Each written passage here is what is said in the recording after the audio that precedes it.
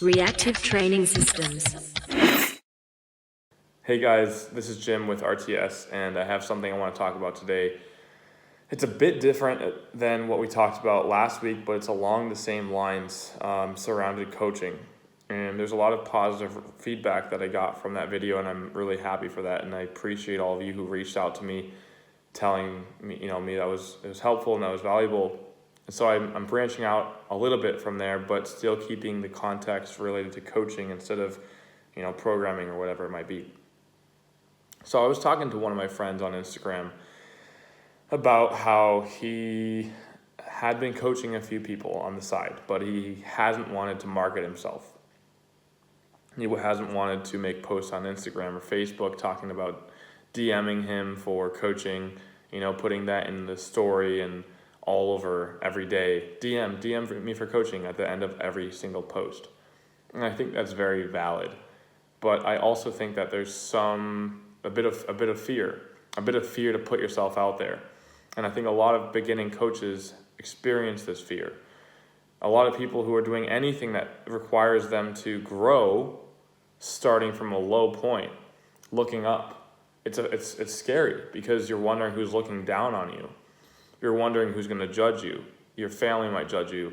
Your friends might judge you. Your fellow lifting buddies might judge you because you're doing something that's new and different from a place of low experience. One of the ways to get over this fear is to adapt the fake it till you make it mentality. And this can work, but it usually only works for the short term. And the reason is if you're coaching and people are investing money and time into you as a coach, and you put on this persona that is not real, you pretend that you have experience that you don't have, eventually you're going to get a client who notices because they're actually going to be at a level that requires a lot more experience, a lot more attention, a lot more practical ability than you currently possess, and you'll probably fail because of that. Maybe not forever. Maybe they just quit. Or maybe they put you on blast and they let all of their friends know that your persona that you're putting on the internet isn't real. And with social media, we have a lot more opportunity to fail and to fail in front of a lot of people. But I'd rather fail being genuine than fail pretending I'm somebody that I'm not. And so what I actually did when I started coaching, and by the way, I've been coaching for about 5.5 years, almost 6 years now. Started coaching when I was 17 years old. Now, that doesn't mean that I was coaching world champion powerlifters at 17 years old. I was coaching people who I could help. At the gym, if people needed help with their squat technique, I would help them if they asked. And typically they did because I knew what I was doing. And that's the key, as I knew how to squat, so I found people who needed help with their squat, and I helped them squat. And then they gave me feedback that I was good and that it was helpful and that they thanked me for teaching them how to squat.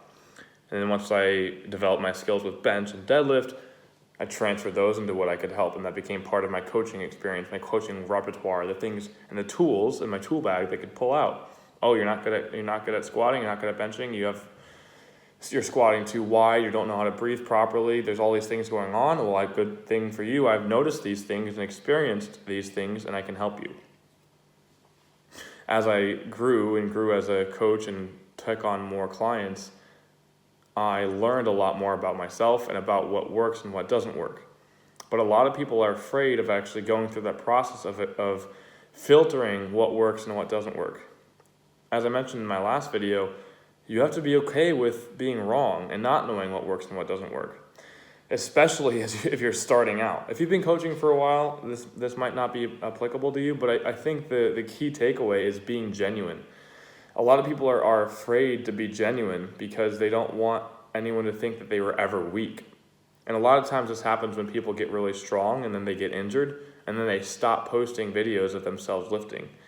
I think this is actually very, not negative, but it's definitely not helpful, because if you get hurt, you can also provide value to other people who have been hurt. Not everyone on Instagram is looking at you like an idol. Some people just want to experience the experiences that you're going through so that they can have hope that they can get through it too. So if you start on a lower level coaching ability and you document and you create the process and you show the process of you learning and experiencing and growing as a coach, instead of taking on too much too early, people will also value that. Like, wow, look at this guy, look at this girl, look at how they've developed as an athlete, as a lifter, as a coach, and look at how many people they've been able to help. I want them to help me because I've seen them grow, I've seen them progress. And being genuine and starting out with integrity allows you to have that ability. It allows you to grow at a natural rate, and maybe you won't make the most money right away. But if you want long-term, like actual long-term success, it requires trust. And you can't get trust from people if you're lying from the start. The fake it till you make it mentality is predicated on literally lying. You can have the mindset and the confidence that you're capable of helping people, but the key is to know who to help, know who you can help, and if you can't help them, pass them on to someone else, because they'll return to you when your abilities are there, when your experience level is there to help.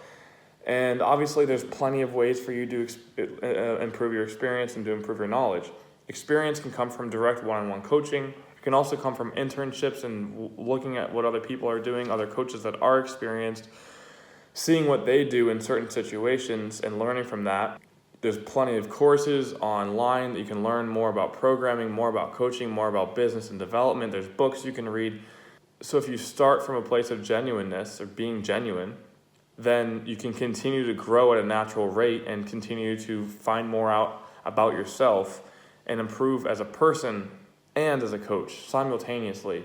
And you'll minimize killing your long-term reputation.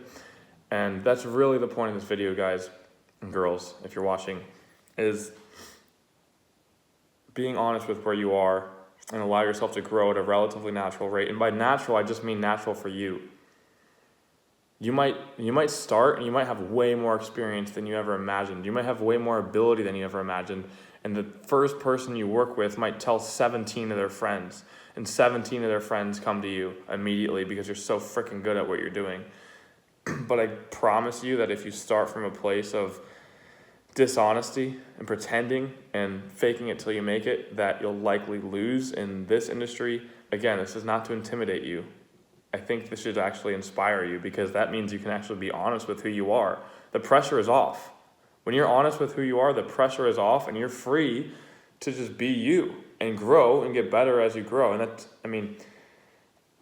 that's what I did. It's what a lot of coaches, the most successful coaches I know, started helping people at the level that they knew that to help them.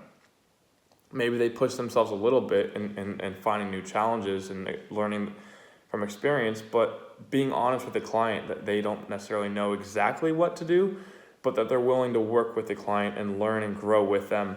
That's where the relationship development comes in, and we can maybe talk about that on another video. So I hope this is helpful for you guys, fellow coaches, fellow startup business people, and I will talk to you guys next time.